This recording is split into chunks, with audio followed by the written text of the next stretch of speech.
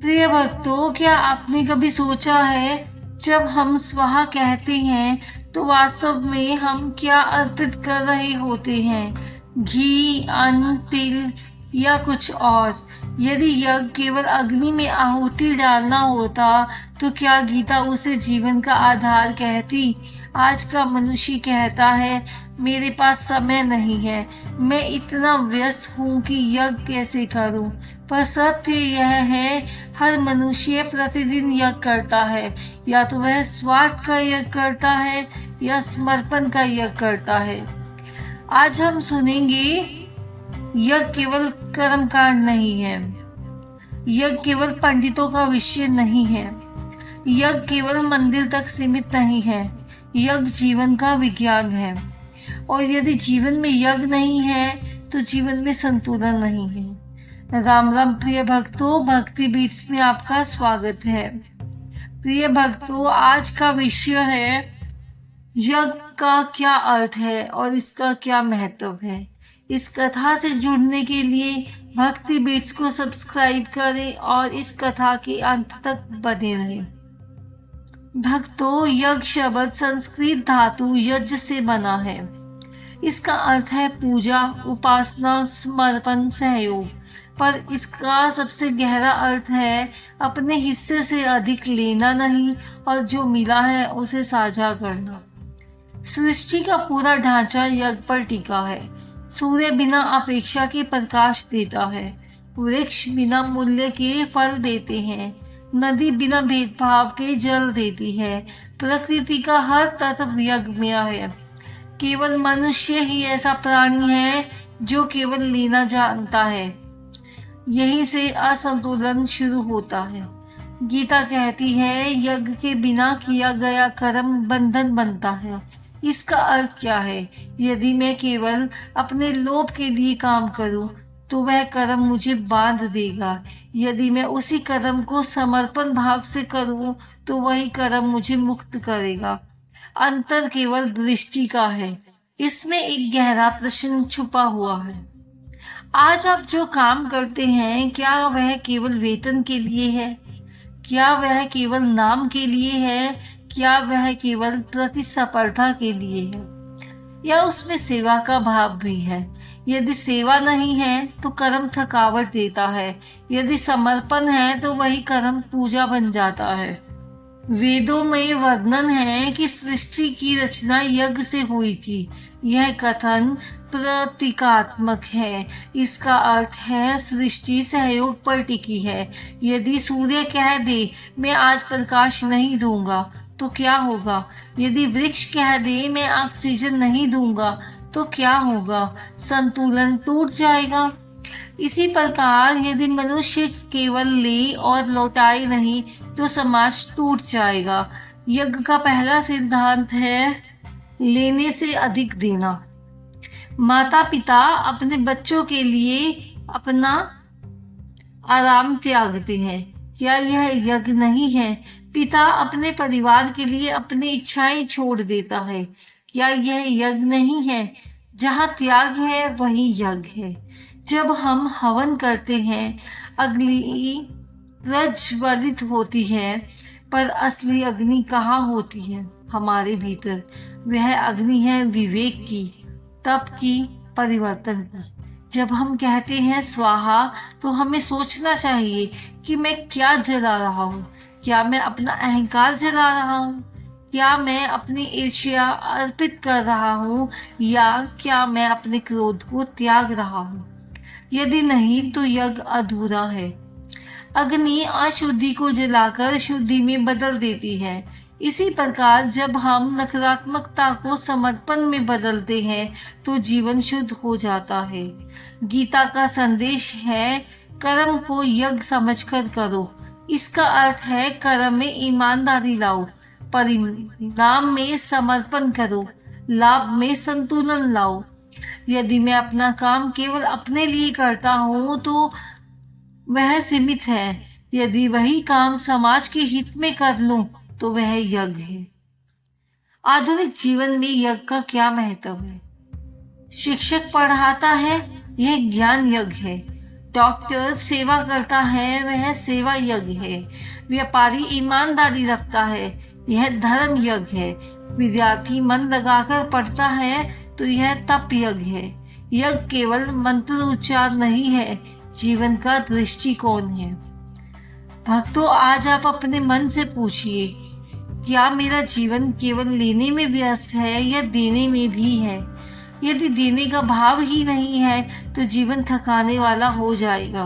यदि समर्पण है तो वही जीवन आनंदमय बन जाएगा। प्रिय दर्शकों, सबसे बड़ा गहरा प्रश्न यह है, यदि हम कर्म करते ही हैं तो फिर बंधन क्यों आता है? क्योंकि बंधन दो प्रकार के होते हैं, एक स्वार्थ के लिए किया गया कर्म, दूसरा समर्पण भाव से किया गया कर्म। गीता स्पष्ट कहती है, यज्ञ के लिए किया गया कर्म बंधन नहीं बनता। जब हम मैं के लिए काम करते हैं तो परिणाम से जुड़ जाते हैं। जब हम ईश्वर और समष्टि के लिए काम करते हैं तो कर्म मुक्त कर देता है। समस्या कर्म में नहीं है, अपेक्षा में है। जब हम सोचते हैं मुझे क्या मिलेगा, लोग मेरी प्रशंसा करेंगे या नहीं, मुझे कितना लाभ होगा, तब मन बंध जाता है। यज्ञ का अर्थ है कर्तव्य निभाओ पर परिणाम को समर्पित कर दो, यही कर्म योग है। सनातन धर्म में 5 महायज्ञ बताए गए हैं। ये केवल कर्म कांड नहीं है, जीवन संतुलन का विज्ञान है। पहला देव यज्ञ, प्रकृति के प्रति कृतज्ञता करें। सूर्य, वायु, जल, ये सब हमें जीवन देते हैं। यदि हम प्रकृति का सम्मान नहीं करेंगे तो संतुलन बिगड़ जाएगा। आज पर्यावरण संकट क्यों है? क्योंकि हमने देव यज्ञ छोड़ दिया है। दूसरा यज्ञ आता है पितृ यज्ञ, पूर्वजों का स्मरण।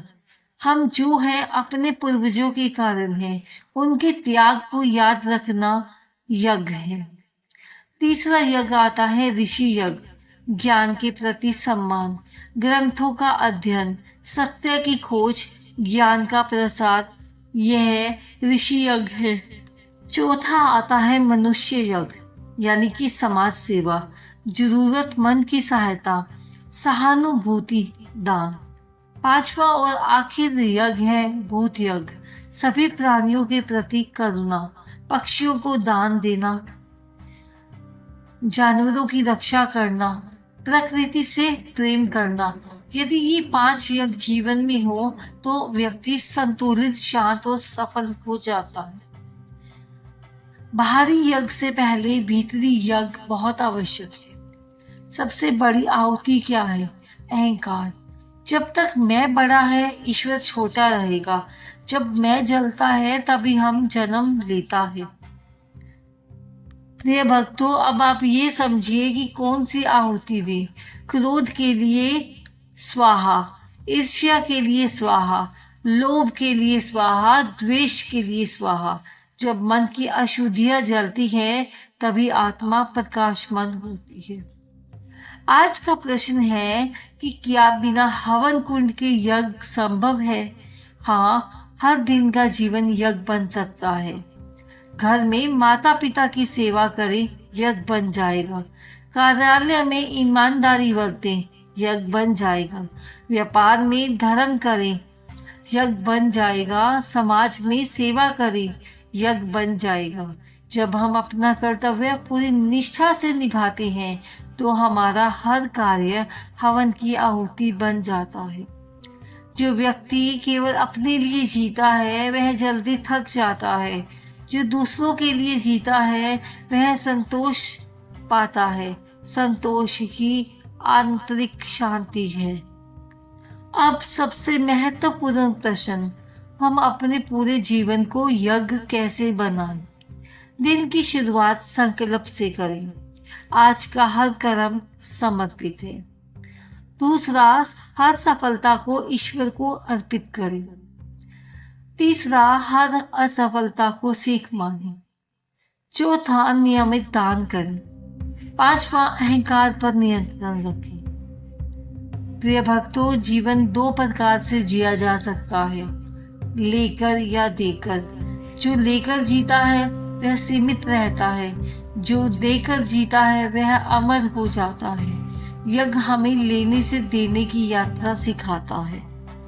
भक्तों, यदि आज आपने इस पूरी यात्रा को मन से सुना है तो आप केवल श्रोता नहीं रहे, आप साधक बन चुके हैं। आज हमने जाना, यज्ञ केवल अग्नि में डाली गई आहुति नहीं है, यज्ञ जीवन का विज्ञान है, यज्ञ आत्मा की परिपक्वता है, यज्ञ में से हम की यात्रा है। लेकिन अब सबसे महत्वपूर्ण सवाल यह है कि इस प्रवचन के बाद क्या हम बदलेंगे? ज्ञान सुनना आसान है, भाव खोना भी आसान है, लेकिन जीवन बदलना यही सच्चा यज्ञ है। एक कल्पना कीजिए कि आपके सामने एक अग्नि जल रही है। वह बाहरी अग्नि नहीं, आपके भीतर की अग्नि है। उसमें क्या डालना है? अपना क्रोध, अपना अहंकार, अपनी शिकायतें, अपनी ईर्ष्या। एक एक करके उन्हें मन ही मन स्वाहा कहकर अर्पित कीजिए। कहिए, हे प्रभु, मेरे भीतर जो भी अशुद्ध है वह आज आपकी अग्नि में समर्पित है।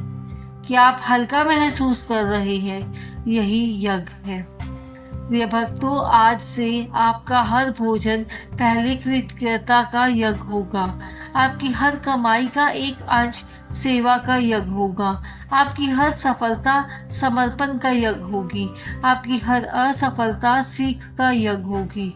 यदि यह भाव जाग गया तो समझिए जीवन बदल गया। आज संसार में समस्या संसाधनों की नहीं है, समर्पण की है। हर कोई लेना चाहता है, देने वाले बहुत कम हैं। क्या आप बनेंगे लेने वाले या देने वाले? याद रखिए, जो लेता है वह सीमित हो जाता है, परंतु जो देता है वह विस्तृत हो जाता है। यज्ञ हमें सीमितता से अनंतता की ओर ले जाता है। एक गहरा सत्य जानिए, जब हम अपने लिए जीते हैं तो मृत्यु का भय रहता है। जब हम यज्ञ में जीवन जीते हैं तो मृत्यु भी पराजित हो जाती है, क्योंकि यज्ञ में जीवन स्मृतियों में जीवित रहता है। लोग कहते हैं वह व्यक्ति चला गया, पर जो यज्ञ में था वह कभी जाता ही नहीं है, वह लोगों के हृदय में बस जाता है। भक्तों, आज के बाद यदि आप केवल एक परिवर्तन भी कर ले तो आप यह पूरा प्रवचन को सफल बना देंगे। रोज एक निस्वार्थ कार्य कीजिए, रोज एक कृतज्ञता का भाव रखिए, रोज एक नकारात्मकता की आहुति डालिए। बस इतना कीजिए, धीरे धीरे जीवन यज्ञ बन जाएगा। भगवान से प्रार्थना कीजिए कि हे परमात्मा, हमें इतना सामर्थ्य दे कि हम केवल लेने वाले ना रहे। हमें ऐसा हृदय दे जो बांट सके, हमें ऐसा विवेक दे जो सही कर्म कर सके, हमें ऐसा साहस दे कि हम अपने अहंकार को स्वाहा कर सके। भक्तों, आज रात आप जब सोने जाएं, अपने आप से पूछिए कि आज मैंने क्या अर्पित किया। यदि उत्तर मिला मैंने कुछ त्यागा, मैंने किसी की सहायता की, मैंने कृतज्ञता महसूस की, भगवान को धन्यवाद किया, तो समझिए आज आपका दिन सफल था। आइए मिलकर मन ही मन कहें, मेरा जीवन यज्ञ है, मेरा हर कर्म समर्पित है, मेरा हर श्वास सेवा है। ओम स्वाहा, ओम शांति शांति ओम। प्रिय भक्तों, यदि यह संदेश आपके हृदय को स्पर्श करे तो इसे केवल वीडियो की तरह ना देखें, इसे जीवन का मार्ग बनाइए। याद रखिए, यज्ञ बाहर नहीं, आपके भीतर प्रारंभ होता है, और भीतर की अग्नि प्रज्वलित होती है तो जीवन प्रकाश बन जाता है। इस कथा को लाइक, शेयर और कमेंट में जय श्री राम लिखना मत भूलिए। मिलते हैं एक नई भक्ति कथा के साथ, भक्ति ज्ञान के साथ। तब तक भक्ति चैनल को सब्सक्राइब जरूर कीजिए। धन्यवाद दोस्तों।